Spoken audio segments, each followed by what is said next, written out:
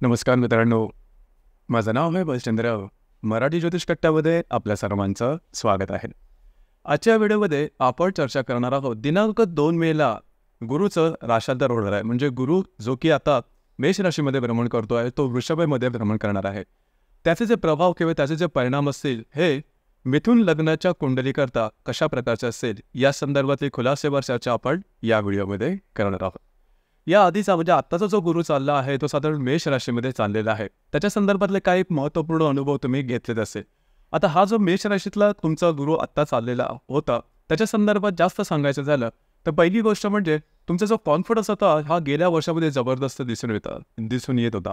म्हणजे तुमची कार्य करण्याची क्षमता किंवा तुमचा जे एनर्जी आहे, कॉन्फिडन्स, आत्मविश्वास आहे हा खूप दांडगा दिसून येतो आणि बिनधास्तपणे तुम्ही कामं स्वीकारत होता आणि ती मार्गी सुद्धा लावत होता. आतून जो कोर कॉन्फिडन्स म्हणतो तो तुमच्यामध्ये खूप चांगल्या प्रकारे दिसून येत होता. याचप्रमाणे जर तुम्ही विवाहित असाल तर वैवाहिक जोडीदारावरचे नातेसंबंध अतिशय सुमधुर अशा प्रकारचे दिसून आलेले असते. याचप्रमाणे ज्या नवीन विवाह करणारे जे मंडळी आहेत त्यांच्याकरता सुद्धा गेल्या वर्षी बरंचसं चांगलं होतं.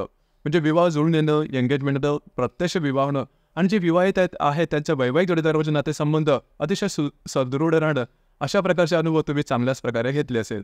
याचप्रमाणे जे गर्भधारणा करणाऱ्या महिला आहेत त्यांच्याकरता सुद्धा आता संपूर्ण गेलं वर्ष होतं ते अतिशय चांगलं होतं. काही जणांच्या बाबतीत गर्भधारणा होणं किंवा संततीकडून काही चांगला अनुभव मिळणं किंवा संततीकडून काही चांगले परिणाम मिळणं अशा प्रकारचे सुद्धा काही अनुभव तुम्ही निश्चित घेतलेले असेल. याचप्रमाणे शेअर मार्केटमध्ये जे गुंतवणूक करतात त्यांच्यासाठी सुद्धा गेलं जे वर्ष होते ते बऱ्याच प्रमाणात चांगलं होतं. खास करून लॉंग टर्ममध्ये ज्यांनी इन्व्हेस्टमेंट केलेले असेल त्यांना रिटर्न्स वगैरे खूप चांगले मिळालेले असते. परिवाराकडून चांगले सल्ले मिळणं, केलेल्या कामाच्या चीज होणं, केलेल्या कामाचं ॲप्रिसिएशन मिळणं आणि आपल्या अपेक्षेप्रमाणे लाभ मिळणं अशा बऱ्याच प्रकारचे अनुभव तुम्ही गेल्या वर्षात घेतलेले असेल. अर्थात गुरुचं प्रमाण तुमच्या लाभस्थानात होतं त्यामुळे अशा प्रकारचे अनुभव तुम्ही निश्चित घेतलेले असतील. आता आपण थोडासा विचार करू की हा जो गुरु आहे हा गुरु तुमच्या आता व्ययस्थानात जातो आहे. तर येणाऱ्या संपूर्ण वर्षामध्ये म्हणजे हा जो गुरु आहे 2 मे 2024 पासून तुमच्या व्ययस्थानात जाणार आहे. तिथे तो जवळजवळ 14 मे 2025 पर्यंत राहणार आहे. म्हणजे संपूर्ण वर्षामध्ये त्याचे अनुभव प्रभाव नेमका कशा प्रकारचा असेल तर 12व्या स्थानातला गुरु किंवा ज्याला आपण व्यस्त गुरु म्हणा याचे प्रभाव परिणाम नेमके कशा प्रकारचे असेल. सगळ्यात पहिली आणि महत्त्वाची गोष्ट म्हणजे तुम्हाला इथे एक करायची आहे की ज्या गोष्टी तुमच्या पूर्ण होत नाही आहेत किंवा गुंतून राहिल्या त्याच्यामध्ये जास्त एक्सपेरिमेंट वगैरे करू नका. आउट ऑफ द वे जाऊन कामं करू नका. बरीचशी अशी आपली कामं असतात की जी भिजत राहिलेल्या घोंगड्याप्रमाणे असतात. ती कामं तशीच असतात, रेंगाळलेली असतात, त्याच्यामध्ये आपण फारसं काय करत नाही. हा व्यस्त गुरु आहे. हा व्यस्त गुरु अशा प्रकारची जी कामं असतील ते तुमची जास्त लांबणीवर टाकेल. दुसरी महत्त्वाची गोष्ट म्हणजे कोणालाही कमिटमेंट प्रॉमिसेस वगैरे करू नका. कमिटमेंट प्रॉमिसेस तुम्ही केलेली येणाऱ्या वर्षामध्ये पूर्ण होऊ शकणार नाही. उलट त्याच्यामध्ये तुम्हालाच फसल्यासारखी अवस्था होईल. या संदर्भात थोडंसं लांब राहा. ज्या गोष्टी अगदी तुम्हाला होण्यासारख्या आहेत त्याच्या संदर्भातच तुम्ही कमिटमेंट करा. आउट ऑफ द वे जाऊन गोष्टी करू नका. तुमच्यासाठी त्या सोप्या होणार नाही. दुसरी महत्त्वाची गोष्ट म्हणजे आर्थिक संदर्भामध्ये सांगायचं झालं तर थोडासा तुटवडा वगैरे भासणं आर्थिक बाबतीमध्ये अशा प्रकारचे काही अनुभव वगैरे येऊ शकतील. काळजी घ्या. याचप्रमाणे लोन तर तुम्हाला अगदी सहजपणे मिळेल, परंतु लोन मिळाल्यानंतर ते चुकवायचं सुद्धा असतं. तर त्याचे सुद्धा थोडेसे जे शेड्यूल असतील ते तयार ठेवा. कारण लोन मिळणं तुमच्यासाठी खूप सोपं होईल, परंतु लोन परत चुकतं करणं हे कठीण होऊन बसेल. या संदर्भात काळजी घेणं महत्त्वपूर्ण आहे. दुसरी महत्त्वाची गोष्ट म्हणजे देवाधर्मावरती विश्वास वाढणं, देवाधर्माच्या मार्गी लागणं, मेडिटेशन वगैरे अशा काही ज्या कला आहेत किंवा अशा प्रकारच्या काही गोष्टी आहेत त्याच्यामध्ये तुम्ही जास्त प्रमाणात इंटरेस्टेड राहाल. म्हणजे देवाधर्माच्या मार्गी लागा, धार्मिक स्थळांना भेटी देणं आणि उपवास तपास अशा प्रकारच्या गोष्टींमध्ये तुमचा इंटरेस्ट आपोआप डेव्हलप होईल. तर ही गोष्ट थोडीशी दिसून येईल यामध्ये. अर्थात व्यस्त गुरु वाईट आहे किंवा काय याचा अर्थ असा नाही की व्यस्त गुरु संपूर्णपणे वाईट असतो. तो काही चांगले अनुभव तुम्हाला निश्चित देतो. मनःशांतीच्या मागे तुम्ही लागाल कारण तुमच्या मनात बऱ्याच प्रमाणात विचार असतात, बऱ्याच प्रकारचे विचार असतात आणि ते कायम चालूच असतात. त्याला काही म्हणजे थांबणं किंवा शांत बसणं हा प्रकार नसतो. परंतु या वर्षामध्ये तुम्ही त्याच्या मागे मात्र लागाल की कशा प्रकारे थोडीशी ध्यानधारणा वगैरे करता येईल हा प्रकार. हा जो गुरु आहे हा गुरु तुम्हाला घराच्या ज्या व्यक्ती असेल, तुमच्या घरातल्या ज्या व्यक्ती असेल त्यांच्याबरोबरच्या नातेसंबंधामध्ये बऱ्याच प्रमाणात व्यवस्थितपणा आणून देईल किंवा त्यांच्याबरोबरचे नातेसंबंध तुमचे बऱ्याच प्रमाणात सदृढ होतील.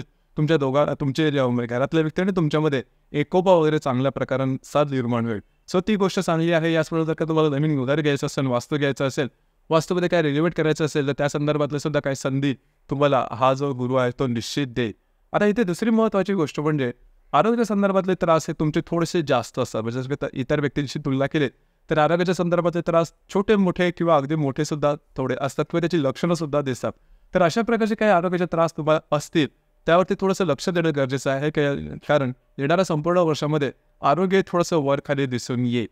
दुसरी महत्त्वाची गोष्ट म्हणजे ज्या ठिकाणी तुम्ही काम करता, नोकरी करता किंवा व्यवसाय करता, त्या ठिकाणचे जे सहकर्मी असतील किंवा वरिष्ठ असेल, त्यांच्यावर जर नातेसंबंध मात्र व्यवस्थित राहतील, तुम्हाला तुमच्या जॉबच्या संदर्भात नवनवीन ज्याला आपण ऑपॉर्च्युनिटी वगैरे म्हणतो किंवा संधी मिळणं हा प्रकार निश्चित होईल, जी की खूप चांगली गोष्ट आहे. यानंतर आता ती संधी घ्यायची की नाही हे सुद्धा तुम्हाला विचार करून ठरवायचा आहे, कारण या संपूर्ण येणाऱ्या संपूर्ण वर्षामध्ये थोडंसं फिरणं, दगदग हा प्रकार होईल, तर तिथे थोडंसं लक्ष द्या. दुसरी महत्त्वाची गोष्ट म्हणजे हा जो गुरु आहे, गुरु तुमच्या अष्टम स्थानाला सुद्धा पाळणार आहे. इथे एक गोष्ट चांगली आहे, ती म्हणजे इझी मनी ज्याला आपण म्हणतो की ज्या गोष्टीसाठी, ज्या लाभासाठी तुम्ही काम केलेलं नाही आहेत किंवा त्याचा फारसा विचार केलेला नाही, अशा प्रकारचे काही इझी मनी तुम्हाला या दरम्यान निश्चित मिळू शकतील, जी की खूप चांगली गोष्ट आहे. या संदर्भात तुम्हाला तशी काय काळजी करण्याची आवश्यकता नाही, मात्र आरोग्याकडे लक्ष देणं हे तेवढंच महत्त्वपूर्ण राहील.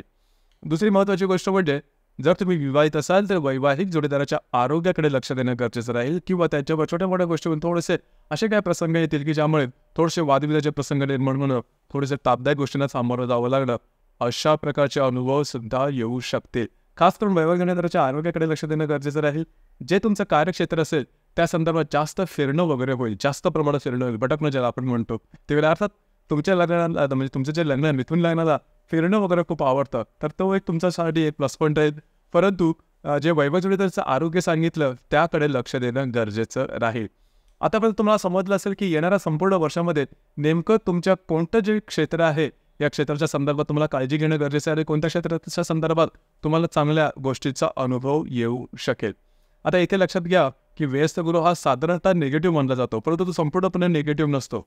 जर का तुमची वृषभ, कन्या आणि मकर रास असेल, म्हणजे जर तुमचा चंद्र आहे, तुमच्या या मिथुन लग्नासाठी चंद्र तुमचा वृषभ, कन्या आणि मकर या स्थानामध्ये असेल किंवा या राशीमध्ये असेल, तर तुम्हाला काळजी करण्याची आवश्यकता नाही.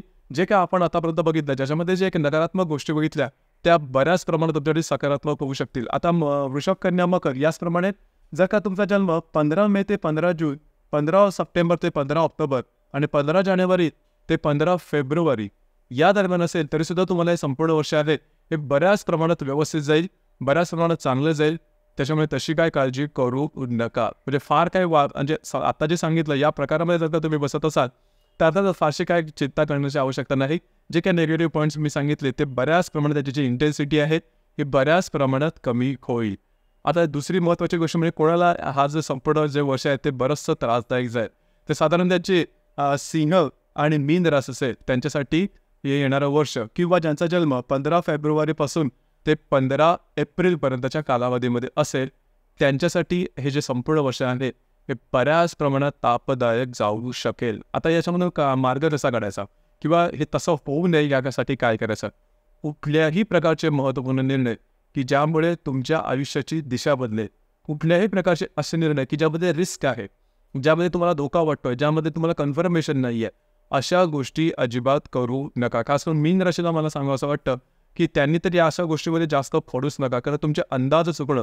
महत्त्वाची गोष्ट म्हणजे तुमची जे रास आहे, म्हणजे तुमची मीन रास असेल, मिथुन लग्न असेल, मीन रास असेल, तर साधारणतः या ठिकाणी तुमचा जो चंद्र आहे तो येतो.